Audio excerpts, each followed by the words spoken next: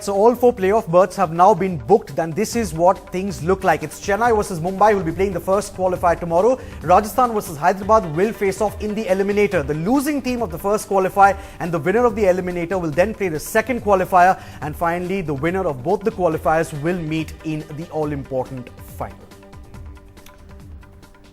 All right, let's get Mr. Gavaskar in on this one. Mr. Gavaskar, Chennai versus Mumbai in the first qualifier. This could in many ways be a dress rehearsal for the final itself.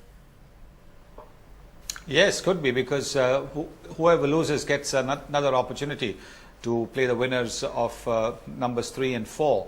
It really is mouth-smacking, prospect to see these two teams play, because they were very consistent throughout the tournament, and because of the fact that they have lost their last league matches, I think they will have got a wake-up call. So we could be in for a real cracker of a game tomorrow.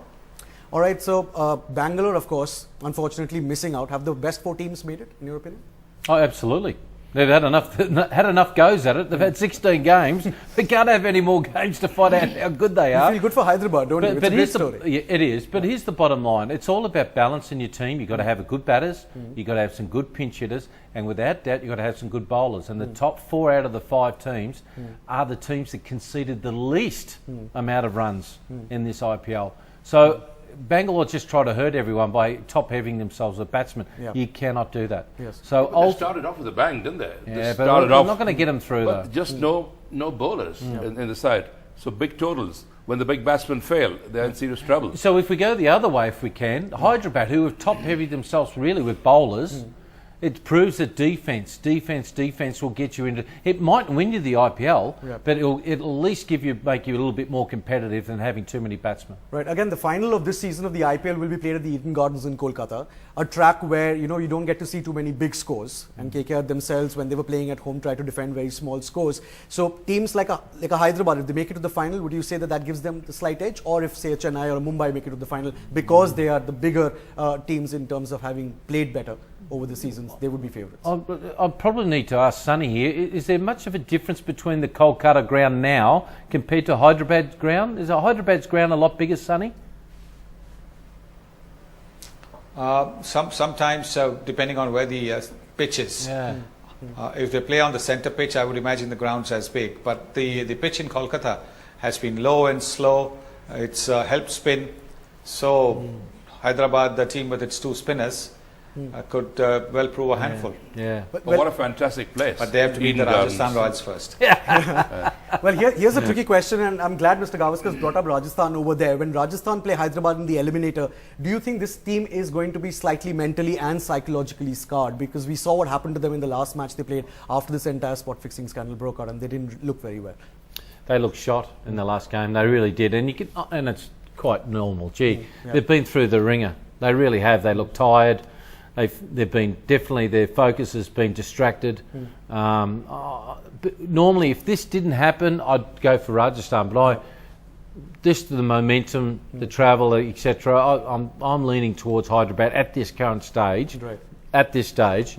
But I'd like to see Rajasthan come through for Dravid. He can overcome anything. Yeah. But they look really tired and whacked last game. Well, you have to feel for the players. They are heavily dependent on Shane Watson too, aren't they? Because if Shane Watson doesn't come through, he's one of the men. He's the backbone of the side. Right. Batting, bowling, fielding. He's there all the time. Any action and Shane Watson is there. Yes, indeed. One feels sorry for what's happened to the Rajasthan team. But did Dravid and co not even have a sniff of what was going on? Why was Sreesanth dropped all of a sudden? Well, that's a little bit of a mystery. You have to feel for this team, because this team has already been through so much, and of course, as we were talking about, it showed in the way they played the last match. And if this team does go on to win the title, perhaps it will be the best thing that could have happened for them. The reason was Sreesanth was dropped because of his tantrums. Did he make tantrums before? He always had made tantrums, didn't he? Well, that's one of the things that happens whenever something like this comes to light, that you start suspecting almost everything, and that I is do. The innocence of the game has gone somewhat a little bit, but I was a bit worried about Watson's demeanour and mood in the last game he played. He didn't look like he was in a right. He looked punchy. He didn't look like he was thinking right. He didn't know when to go at the spinners. He lacked a little bit of self-belief a bit. That's why I'm sort of leaning towards Hyderabad at this stage. He went and gave Pollard a big hug, didn't he? They're getting on, aren't they? Well, we don't know what happened after the match. There were no hugs while they were playing, that's for sure. Let's take again a quick word from Mr. Gavaskar about the most valuable player this season. Mr. Gavaskar, that package that we ran had 5 players who were bought not at very huge sums of money but have done very well this season. Who, according to you, is the MVP so far this season? Well, I think it's got to be Dale Steyn. Dale Steyn, the way he's bowled throughout the tournament, he's given it everything. Look at his fielding efforts in the deep. The fielding efforts in the deep, he really is throwing himself. He's shown what being a thorough professional is all about. It's not as if he's done his bit of bowling and he's, lounged around at deep fine leg or deep third man and taken it easy. Right. He's been in the thick of it. And even as a batsman, there were occasions when they wanted quick runs from him and he's gone out and thrashed the ball around.